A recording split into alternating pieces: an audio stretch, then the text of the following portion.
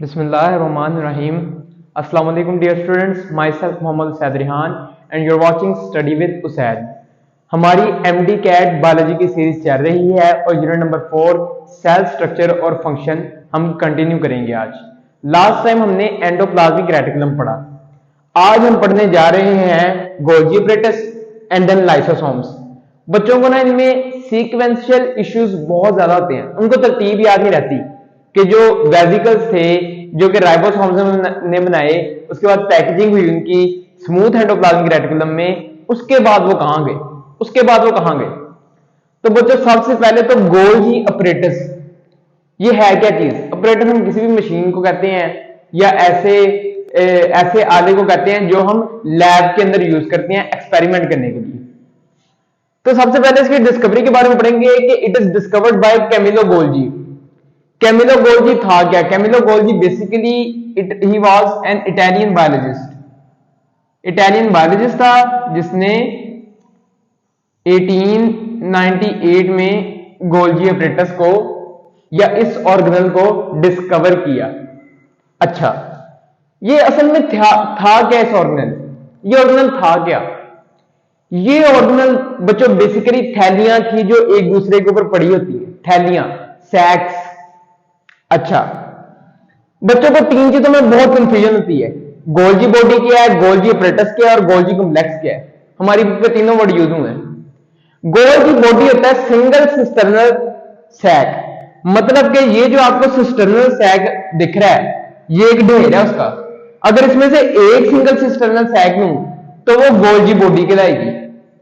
Number 2, stack of cisternal stack Golgi apparatus. ये जो stack है ना सिस्टर्नल स्टैक्स का, ये सिर्फ स्टैक, इसके साथ कोई और बॉडी नहीं आपने देखनी। फॉर एग्जांपल इसके साथ इधर करके कुछ लगी भी होंगी, ये नहीं आपने देखनी। सिर्फ आपने ये ब्लू जो सिस्टर्नल स्टैक्स है ना इनको देखना। ये जो है ना ये गोल्गी अपरेटस है, ये ब्लू वाला सिस्टर्नल स्टैक्स जो एक दूसरे के ऊपर स्टैक की फॉर्म में है। स्टैक की फॉर्म होती है एक ढेरीदार शक्ल, एक के ऊपर एक, एक के ऊपर एक, एक के ऊपर एक। अगली बात, तीसरी बात, stack of cisternal sacs with associated vesicles, उसको गोल्गी कॉम्प्लेक्स कहते हैं। एसोसिएटेड वेसिकल्स कौन से? ये वाले वेसिकल्स जो इधर से निकल रहे होते हैं, कौन सी सरफेस से? मैचरिंग फेज से जो निकल रहे होते हैं, स्क्रीटरी ग्रैन्यूल्स भी इनको हम कहते हैं। इनको और सिस्टर्नल स्टैक्स को अगर मिला ले हम तो फिर गोल्गी कॉम्प्लेक्स हमारे पास बनता है। तो ये तीन टर्म्स बहुत जरूरी है समझने के लिए। Golgi apparatus in plants is called dictyosomes. Plants के अंदर गोल्गी अपरेटस को डाइकटायोसोम कहते हैं और ये सेल वॉल की फॉर्मेशन में मदद करते हैं। अच्छा, प्लांट्स के अंदर सेल वॉल की फॉर्मेशन में मदद करते हैं, ये आपने चैप्टर नंबर 21 में पढ़ा होना है साइटोकाइनेसिस के दौरान, जो फ्रैगमोप्लास्ट बनती है। अच्छा, इसको गोल्गी अपरेटस का स्ट्रक्चर देखें। लास्ट टाइम हमने पढ़ा कि जो राइबोसोम्स हैं वो प्रोटीन की सिंथेसिस करेंगे। नंबर 2, स्मूथ एंडोप्लाज्मिक रेटिकुलम उन्हीं प्रोटीन्स को पैक करेंगे, उनकी पैकेजिंग में रोल प्ले करते हैं स्मूथ एंडोप्लाज्मिक रेटिकुलम। पैकेजिंग के बाद स्मूथ एंडोप्लाज्मिक रेटिकुलम उसको गोल्गी अपरेटस की तरफ भेज देगा। गोल्गी अपरेटस के दो फेस होते हैं, जो आउटर होता है ना, अब ये टर्म ध्यान से याद करनी है, outer forming cis face. Outer face को फॉर्मिंग फेस भी कहते हैं, सिस फेस भी कहते हैं। इसकी शेप कैसे होती है? इसकी शेप कन्वेक्स होती है, यानी कि ऐसी होती है, ऐसी कन्वेक्स लेंस आपने पढ़ा होगा, तो कन्वेक्स टाइप इसकी शेप होती है ऐसे। दूसरी बात, फॉर्मिंग फेस से जो वेसिकल्स हैं या जो सिक्रीशंस हैं वो इधर से एंटर होंगे गोल्गी अपरेटस के अंदर। गोल्गी अपरेटस के अंदर सेक्रीशंस जो होंगी या जिनको हमने पैक करना है वो इधर से एंटर होंगी। कहां से? फॉर्मिंग फेस से। और दूसरी तरफ हमारे पास है इनर फेस, जिसको हम मैचरिंग या ट्रांसफेस कहते हैं। इनर फेस जो अंदर की जानिब है, जिसको हम मैचरिंग या ट्रांसफेस कहते हैं। इसकी शेप होती है कनकेव, यानी कि अगर आपने कनकेव लेंस पढ़ा हो तो ऐसे करके होती है इसकी शेप, ये ऐसे करके कनकेव लेंस ऐसा होता है, तो तकरीबन वैसी शेप है इसकी, इसलिए इसको कनकेव फेस भी कहते हैं। अच्छा, जो न्यूली फॉर्म्ड वेसिकल्स होंगे ना, ये सिक्रेटरी वेसिकल्स होंगे। Secretory vesicles is a good term used for these vesicles.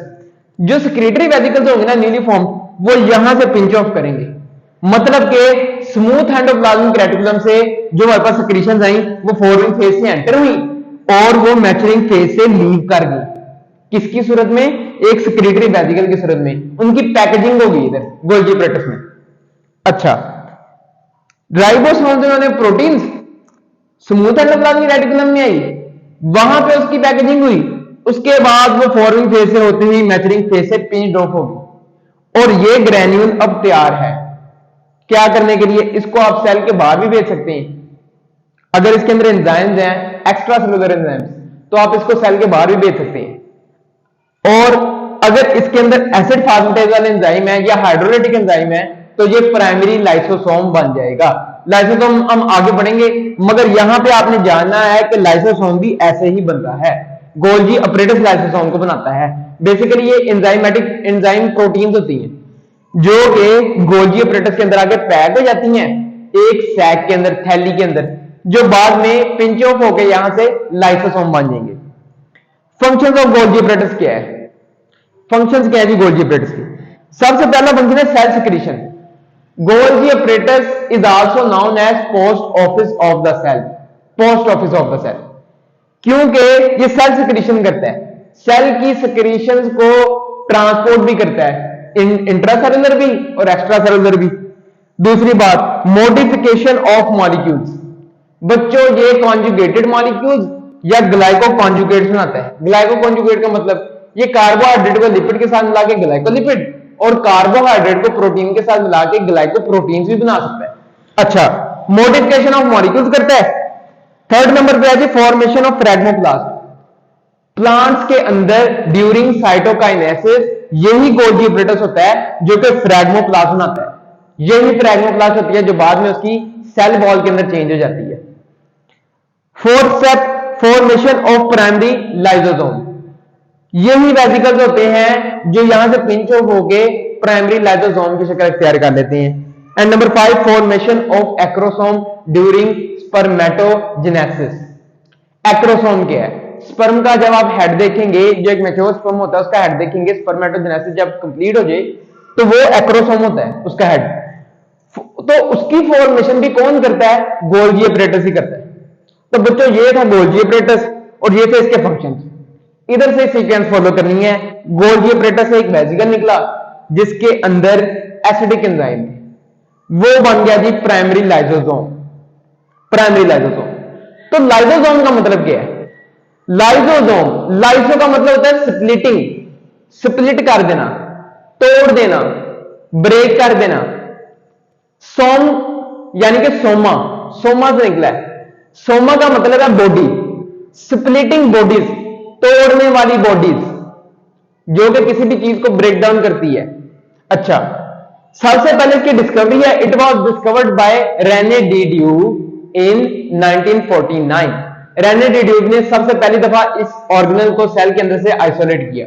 उसने कहा कि लाइसोसोम्स एक ऑर्गेनल्स हैं और गोल्गी एपरेटस जो थे वो एक सिंगल मेम्ब्रेन बाउंडेड ऑर्गेनल थे। ठीक हो गया।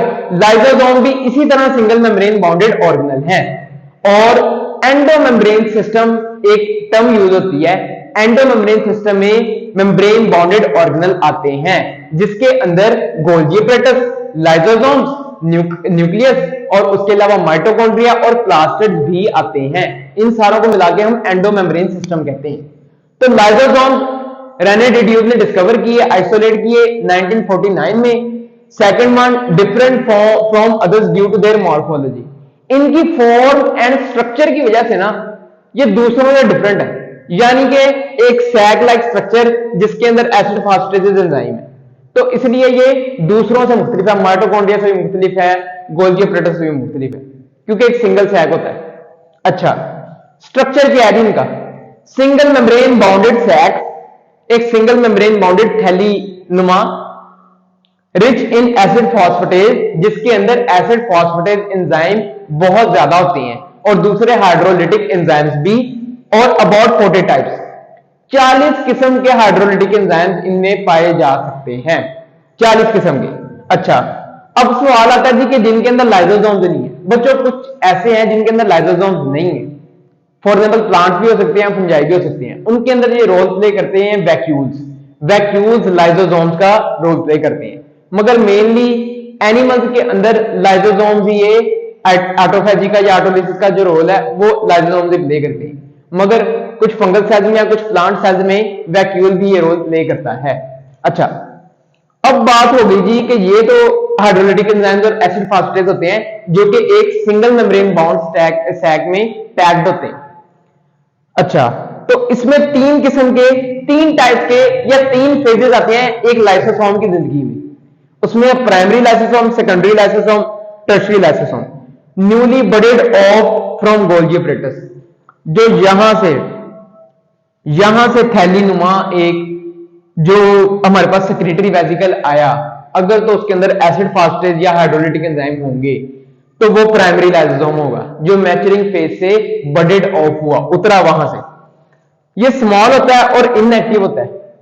बच्चों इसके अंदर सिर्फ और एंजाइम्स होते हैं, इसके अंदर कोई दूसरी डाइजेशन की चीज नहीं होती, क्योंकि ये एक न्यूली फॉर्म्ड होता है, छोटा होगा साइज के अंदर और इनएक्टिव होगा, फंक्शन अभी परफॉर्म नहीं कर सकता। अगली बात, ये जो एक्सक्रीटरी वेसिकल्स होते हैं या जो एक्सक्रीशन होती है वो भी इलिमिनेट नहीं कर सकता सेल के अंदर से। क्यों? क्योंकि इसके पास तो कोई अनडाइजेस्टेड चीज नहीं है अभी, और दूसरी बात ये इनएक्टिव है। अगली चीज, सेकेंडरी लाइसोसोम। सेकेंडरी लाइसोसोम को हम फैगोसोम भी कहते हैं। फैगोसोम कैसे? प्राइमरी लाइसोसोम जो है ना, प्राइमरी लाइसोसोम जब वो किसी बाहर से आने वाली चीज से, खा वो कोई ग्रेन्यूल्स हो या वो कोई फैगोसोम हो, जब वो उसके साथ प्राइमरी लाइसोसोम अटैच हो जाएगा, और ज्यादातर ये क्या चीज होगी, ज्यादातर ये फूड वैक्यूल्स होंगे। फूड वैक्यूल्स होंगे, जैसे ही लाइसोसोम उसके साथ अटैच होगा तो वो सेकेंडरी लाइसोसोम के अंदर कन्वर्ट हो जाएगा।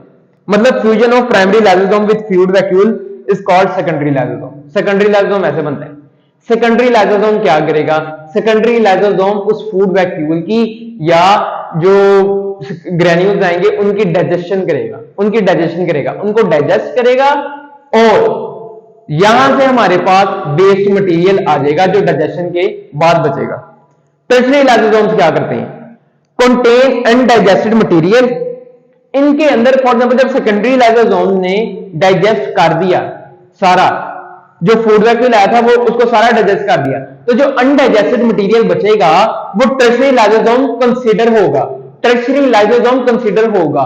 टर्शियरी लाइसोसोम को रेसिडुअल बॉडीज भी कहा जाता है। The term residual bodies is also used for tertiary lysosome. Tertiary lysosomes में क्या होगा, दोबारा बता रहा हूं, इसके अंदर अनडाइजेस्टेड मटेरियल या वेस्ट मटेरियल होगा। इसका यानी कि क्या करेंगे आगे? अगर तो बच्चों हमारे पास जो सेल है वो एक प्रोकैरियोटिक सेल है, जिसके अंदर सिर्फ सिंगल मेम्ब्रेन बाउंडेड एक प्रोकैरियोटिक सेल है, जितना कॉम्प्लेक्स नहीं होता, उसके अंदर ये एक्सोसाइटोसिस के जरिए बाहर निकाल दी जाती है, यानी कि एनर्जी लेके ये एक्सोसाइटोसिस के जरिए बाहर निकाल दी जाती है। मगर कुछ मल्टीसेलुलर ऑर्गेनिजम्स में क्या होता है, इनको लिपोफ्यूसिन ग्रैन्यूल्स के अंदर कन्वर्ट कर दिया जाता है। कौन से ग्रैन्यूल्स?